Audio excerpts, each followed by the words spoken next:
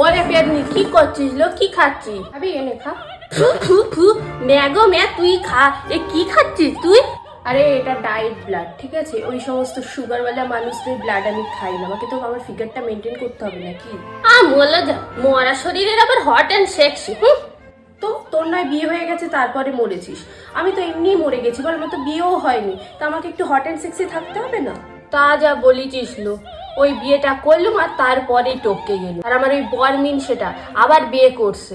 শোন না, তুই আমার একটা হেল্প করতে পারবি রে? কি হেল্প? ভূত চতুর্দশীর দিন আমি ওই ব্যাডা মানুষটাকে একটু ভয় দেখাতে চাই, মিন সেটাকে। আর তুই ওই একটুখানি নতুন বউটার একটু ভয় দেখাস না, যাবি আমার সাথে? করতেই পারি, কিন্তু আমার একটা শর্ত আছে। তোর আবার শর্ত? তা বল দেখি। কয়েকদিন আগে তোর একটা দেওর মারা গেল না, তো ওই দেওরটার সাথে আমার একটু সেটিং করিয়ে দে না রে প্লিজ। ও এই ব্যাপার, ঠিক আছে ঠিক আছে, আমিও সেটিং ফেটিং করিয়ে দেবো, ঠিক আছে। আচ্ছা ছাড় এসব কথা, ঠিক আছে চল এখন চল। কোথায়?